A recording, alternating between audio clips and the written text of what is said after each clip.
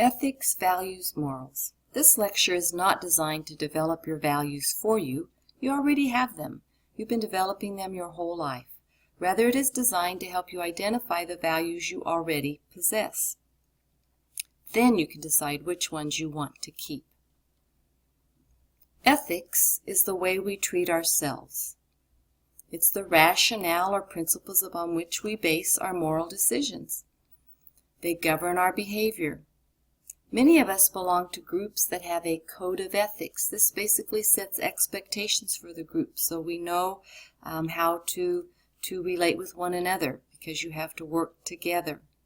Some examples of some ethical principles would be sexual behavior should not be forced on anyone. Fidelity in marriage is a must. Marriage partners and loved ones need to be responsive to each other's needs. Isn't that one of the reasons we get married? If we have a situation where we have one ethical dilemma that clashes with another, we call these ethical dilemmas. Suppose you held the following ethical principles. Marriage should be a sexually monogamous relationship, and people have a right to a satisfying, fulfilling sexual life. If you were in a marriage in which you were sexually unfulfilled for some reason, these two ethical principles would conflict. In such a situation, which principle would take precedence over the other? If your religion or culture provides answers, then you have something to fall back on. If not, then each person must rank their own values to make the choice. There are actually two types of ethics. The first is rule ethics. This is the guide to moral decision-making in all situations. Do we not get married for better or for worse? So if you were a rule ethicist, no matter what your situation was in your marriage, you're sticking with it. You will be faithful to your partner. The second type is a situation ethics. This means that all situations are unique and no one set of rules applied. If you were a situation ethicist, you would look at the specific situation, then decide what you would do.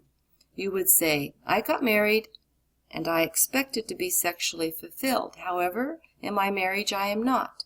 So because of that, then I will end the marriage, or possibly you would choose to cheat on your partner. Values are the worth or importance we assign to those ethical principles. They give us direction. They influence what we do. If we value our commitment to a monogamous relationship more than sexual fulfillment, then we will resolve a conflict between the two by choosing not to have an extramarital relationship. If we seek fulfillment more highly, then we will resolve the same conflict differently. Our values mature along with us. They are learned. We learn them from our parents, friends, school, books, TV, religion. These are the same sources that we learn about sex. Many times we don't think about what we learn. We just go along with the tide, placing worth on those things that people around us value. We each have what we call a sexual script. One theory is that we express our sexual values in organized and predictable ways. Our value system provides a framework or script for our behavior. Those scripts prescribe standard ways of behaving in given settings. So, who are we going to have sex with? Only someone close to our age? Only somebody of the opposite gender? Only someone we are married to? What are we going to do sexually? We do sexual things that are determined by our sexual script. We may feel comfortable engaging in certain sexual acts, but apprehensive about doing others. When are we going to have sex? The time of day or week or period in our life? Morning, Saturday nights, anytime?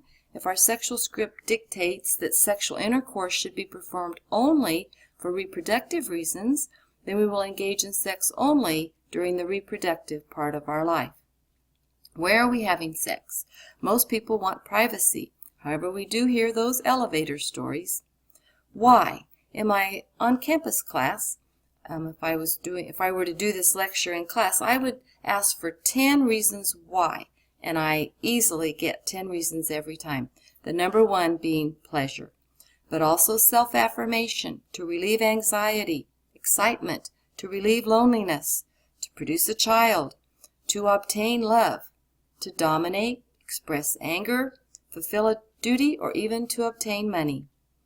We develop our sexual script from infancy through adult, and we can change our script.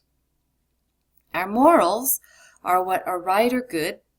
We say that is moral, or wrong or bad. We say that is immoral. So who's to decide if we are doing something that's moral or immoral? Only us. If we were to determine that for somebody else, that would be considered immoral. Your book also talks about a hedonist. That's a person that sees pleasure as the highest good. And then another term is asceticism, which means celibacy.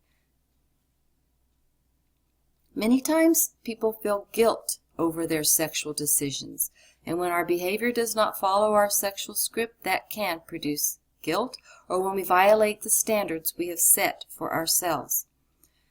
Guilt is not always a bad thing, as it can motivate us to redirect our behavior.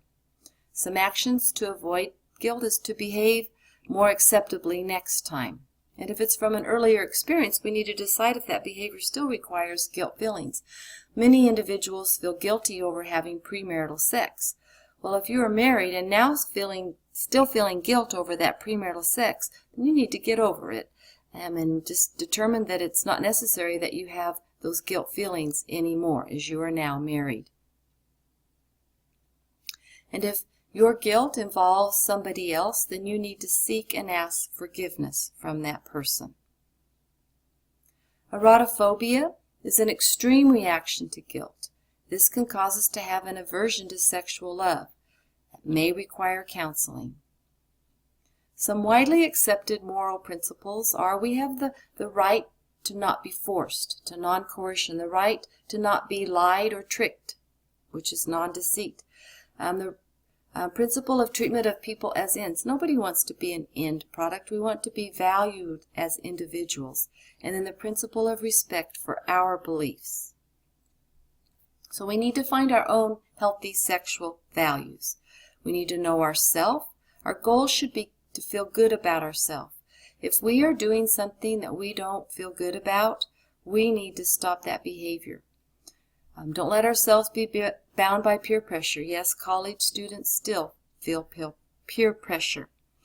Find out what your religion has to say about sexual matters. If you have a religion that you like to learn the values from. Think ahead. We need to clarify our values, look at the consequences, and when it comes to sexuality, pregnancy and disease are consequences. So we need to make sure we have proper contraception to protect us against those things. We need to consider what level of responsibility we have toward others. Learn good communication skills so we can express ourselves. Decide what role we want love to play in our life. And it's an ongoing thing. Determining our values will grow with us as we go throughout life.